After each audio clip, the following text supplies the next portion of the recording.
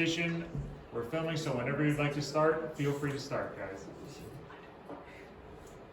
Oh, okay. The gold presser test with a little bit of a twist. So, you gotta keep going. Okay. So the study, we randomly selected participants who, somewhat random, people who wanted to participate specifically, sort of, in a test, and we had 15 participants in total. We were measuring pulse and blood pressure before having them put their hand in an ice cold bucket of water and after, as well as we were taking the heart rate every 10 seconds. The independent variable, we decide which of the 3 groups the participant will be a part of. There was a completely blind group, a semi-blind group, like nose half, and a completely visible group. That's explained in a minute. And then ice water, we have them put their hand in a tray of ice water, and the results, we took the participants' blood pressure after having them submerge their hand in the water, and yeah. Okay, so our hypothesis, participants who are unable to see their timer while their hand is in the ice water will have higher blood pressure and a faster heart rate than those who are able to see the timer. Okay, so basically our independent variable was whether they knew how long they were sticking their hand in the water. First, we have people who knew they can visibly watch the timer. We actually made them watch the timer go down from 1 minute as they kept their hand in the water.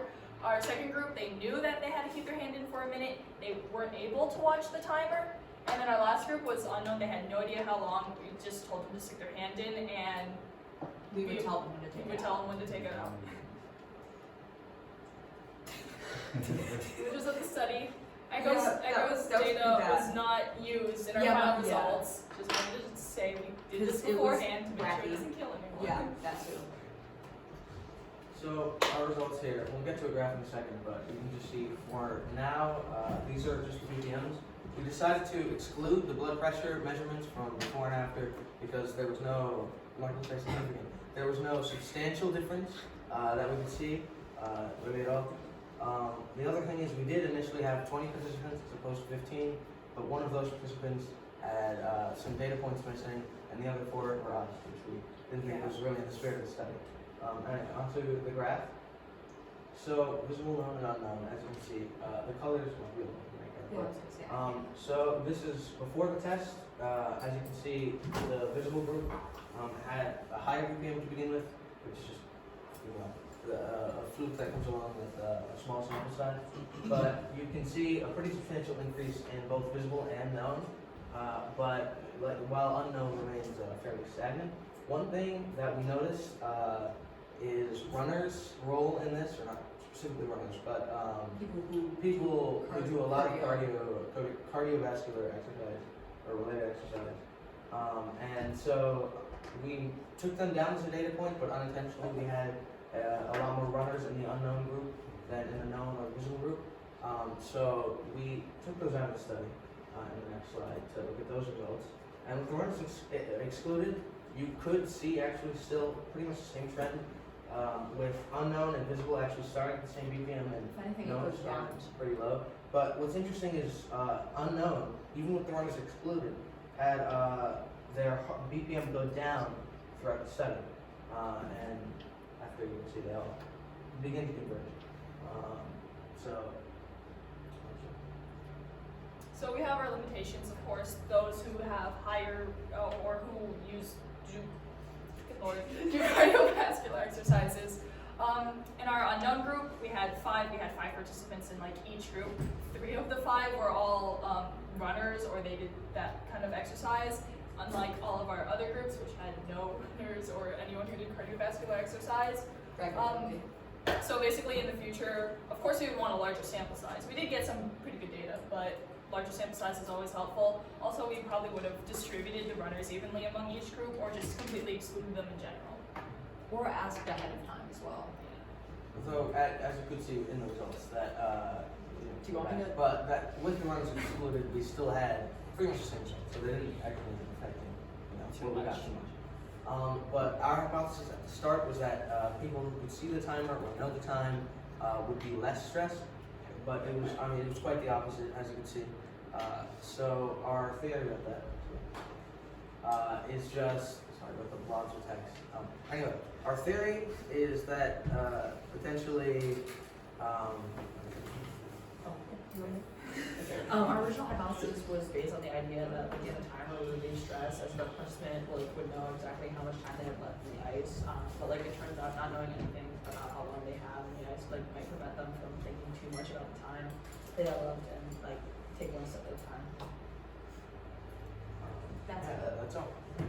Another small limitation though was we had a couple screamers. Yes.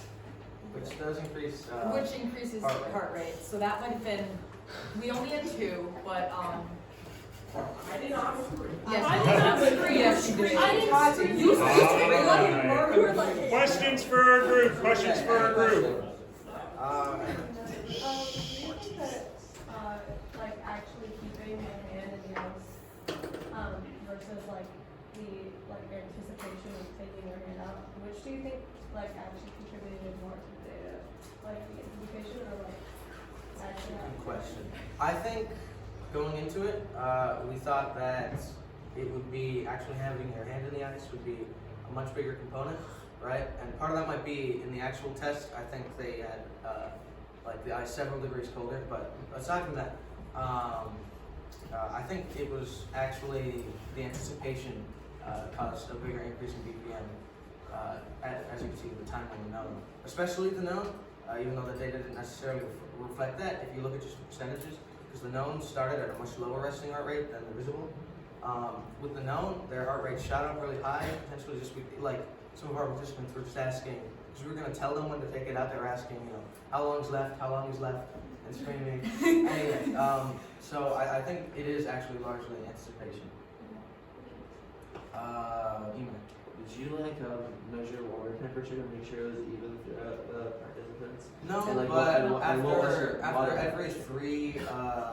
after every three tests, we We just would dump refill new it ice. with new ice. Do you know around what the water temperature was at any Cold. point in the cold. It It was very cold. It was cold. Screaming crying. We could say We that. we did not have a thermometer with us. We just manually just stuck our hand in for a minute, which is how long the study was, just to see if it was about the same temperature throughout. It was always filled with ice, and it was about the same amount of water. So it should be roughly the same, not exact to the degree, but there's not a big difference. if you go back and the photos on it, Mm-hmm. there's almost Yeah. no All the ice ice. in that picture, and there's a bunch of ice in that picture. So We tested them on different days. Yeah. I mean, Yeah. those were different Also, days. Different the days. first day was a. First day. First it was a test run. We were experimenting with And we things. put a lot This is more all- ice in that. And then we adjusted that during the actual experiment. So one of Yeah. these is a test and the other one's an So actual. that one has So you're no saying, visible ice. so what they're saying though is that on the left, that picture is not data that you then gathered and used for the Other way final over. experiment? Well, So oh wait, that's the left, wait a that's the minute. left. Yeah. Yeah, correct. So is the This was left, not used. This is just. I see, so the That one was our left test. is Yeah. used for Yes, the yes, experiment? Yes, this But, is okay. The other thing is, toward the last two, we had run out of ice and they had melted most of it. You can't see, there is still It's very hard to- clear where's the water mostly cold? melted ice. Yes. But it's still super cold. This Top is, answer was the water this is a cold. fair question, but we're gonna move forward to another question, Luca. Okay, so in my experience, it wasn't very cold. You used an aluminum agree. can was so in a very hot room, which, did you think about how that would affect the results? That was. That's really just good. yeah. That's They just were, well, first of all, yeah, because the test induces stress because one part of your body is cold and the rest is warm. Right. But the other thing is, the environment was the same for all 15 participants. So it So shouldn't maybe really that's affect the just, data all that maybe much. you didn't find it cold, but we definitely had some participants Yeah. that It was definitely literally- found it It cold. was literally, we didn't measure people's body temperature, so it's subjective Yeah, that would based be on very that. interesting subjects. I don't know. Zach. Did you, so prior to doing the experiment, did you tell them what group they would be a part of? No. No. We didn't. Okay, Yeah, so we do you didn't think test that part that. of the initial spike is being the phone thrust in your face in the visible group? Just, is it Able without? to go back to the slide? Which one? Or I mean, I know forward, there's one slide. similar levels of studies, but. I don't. If you look at it, I think there's like pretty consistent amounts. Yeah. Like again, I think most of that is just from the higher resting heart rate. No matter what, by 10 seconds, they all went up by some degree. Zoe? So how many people did you have in each group? 5. 5. And then how many people did you exclude in each group when you With the runners, we excluded 3 from the unknown group and 1 from the known group, and there were no runners in the visible group. So it was fairly lopsided. Yeah. So then, could you say that because the unknown group, well, it actually decreased in this one, but it didn't have the same increase that you saw in the known and visible, that it was the time, whether seeing the time or knowing how much time that increased the heart rate as opposed to the exposure to cold water?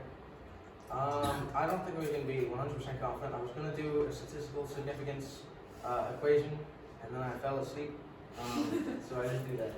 But I can say that the results were consistent between the things, between the exclusion and the inclusion of the runners, which just means that unknown wasn't lower because of the runners, it was just lower in general. But I mean, yeah, obviously, it is a small sample size. What about your control? Our control is just, we measure their BPM before the test. English. So if you were to do this again, would you measure the temperature of the water? Yeah, to make sure most definitely. Yeah, it would be What definitely is nice the to- water temperature? I don't think it matters that much. Okay, you guys wanna? Not like in the dig, you guys. Okay.